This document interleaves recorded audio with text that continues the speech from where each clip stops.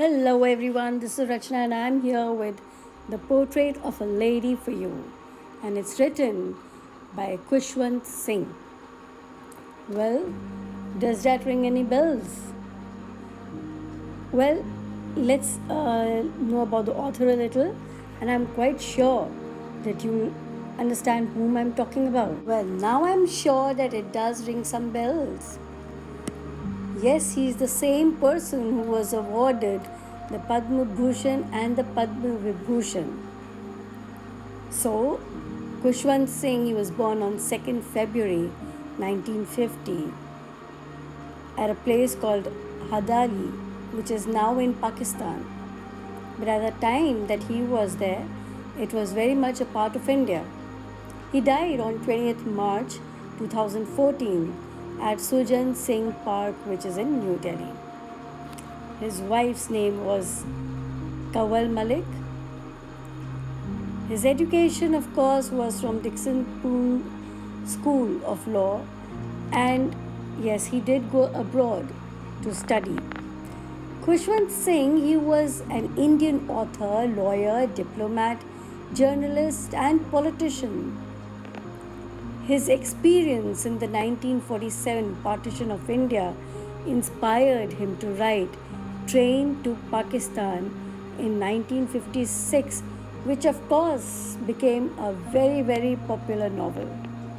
Okay, so let's understand the portrait of a lady. Children, the theme of this particular story is that it is part of an autobiography written by Khushwant Singh. In this story, the author, he draws a pen portrait of his grandmother. He beautifully unfolds their relationship and how it undergoes several changes. Well, in other words, the story is a loving tribute from a grandson to his grandmother. It gives a picture of human relationships.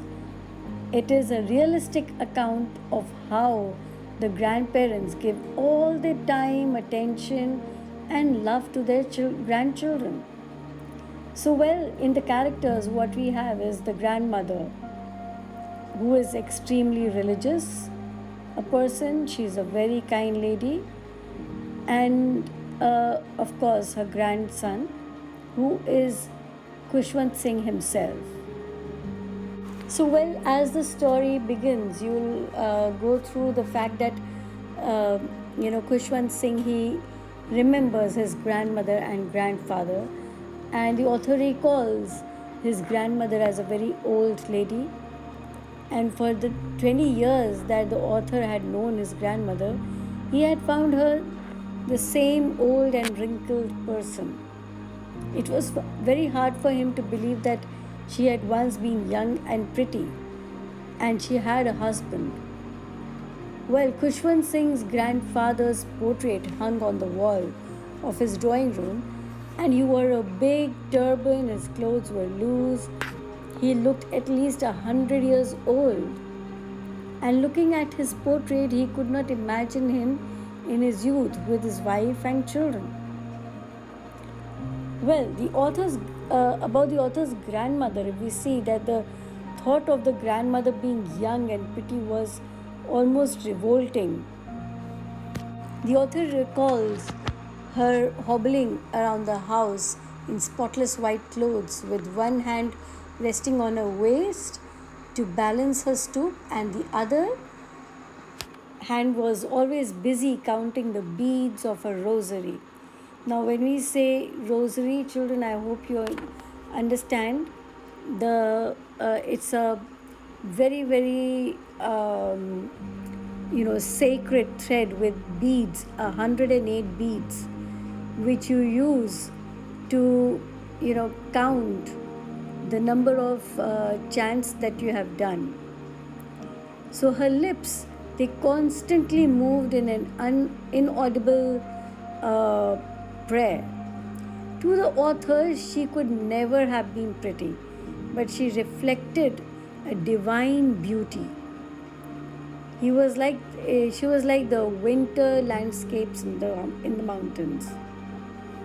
So now, when the author he recalls his childhood with his grandmother, he says that they were very good friends to us. Even when we go through it, we realize that of course they must have been very good friends. And his parents left him to stay with her when they shifted to the city. In the village, his grandmother took care of all his needs. She was quite active and agile.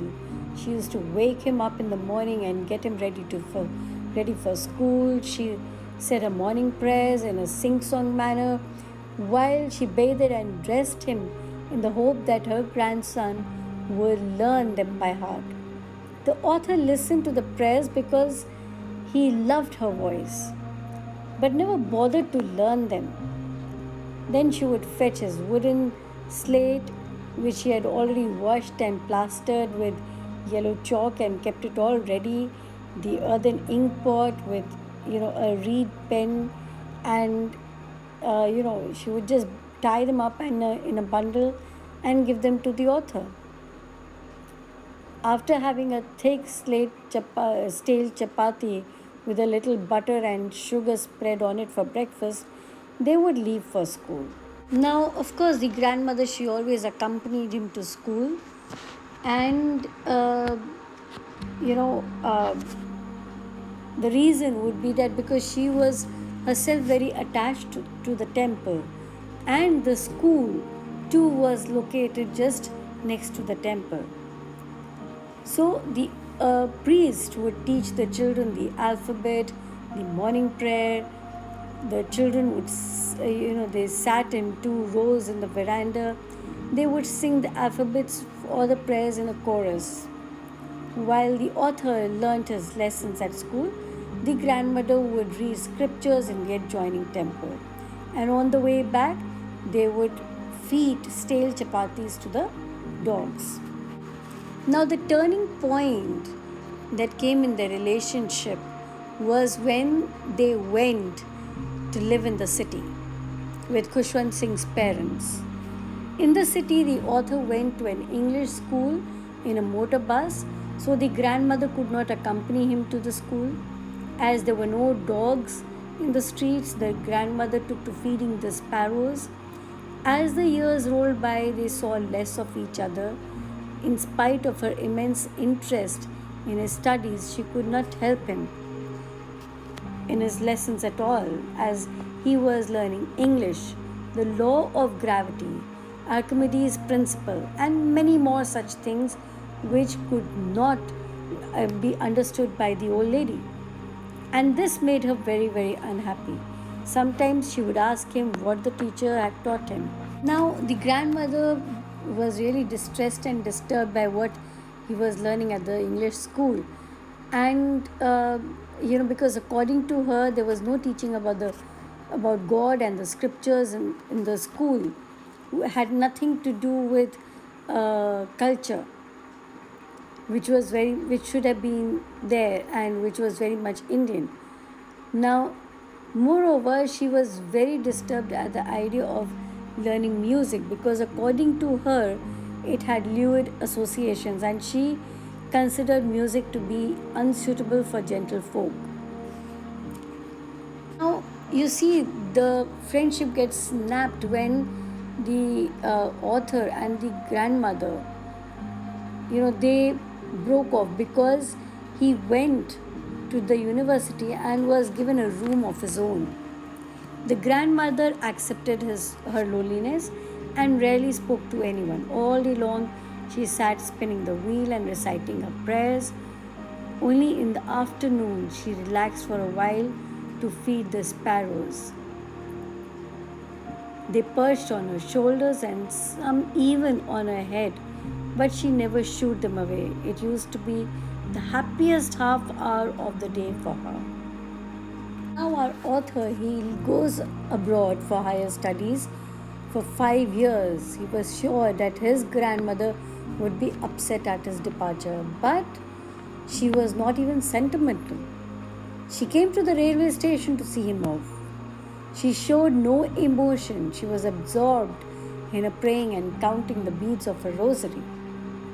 Silently, she kissed his forehead, which the author at that given point of time he thought that was perhaps the last sign of his physical contact between them, because according to him she was already so aged, and he thought that staying away for 5 years probably she'd be gone by the time he returns.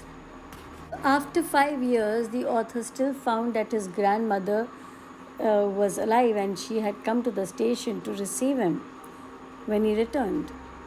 She held him in her arms and found her more.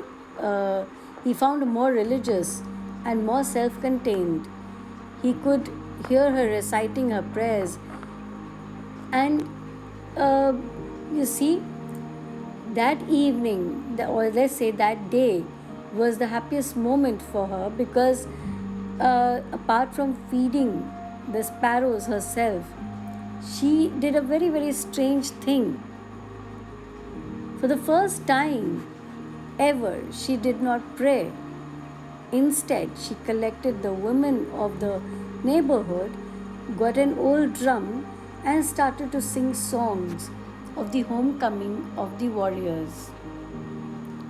Everybody tried to persuade her to stop, to avoid overstraining herself, but she didn't listen, and she fell ill the next morning.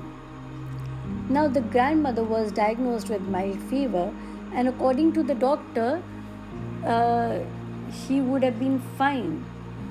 And but she insisted that this was her end. She told everybody that she did not want to talk to anyone and would rather spend her last moments praying. She ignored everyone's protest and started counting the beads of her rosary while praying. After a while, the author noticed that his grandmother's lips stopped moving and the rosary fell from her lifeless fingers.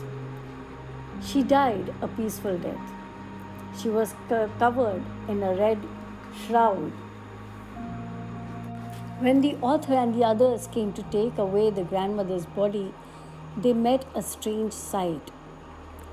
To mourn her death, a lot of sparrows had surrounded the grandmother's body. They were all silent. When the author's mother offered the sparrows some bread, they refused to eat and quietly flew away after the grandmother's body was carried away for her last rites. So, well, children, with this, we come to the end of this story, and I'm very sure hearing the story, many of you must be, feeling the same. You must be able to actually recall fond memories of your grandparents or relate yourself with your grandparents and the story. So, well, bye-bye. Thank you so very much. Do take very, very good care of yourself. Do a lot of breathing exercises and drink plenty of water.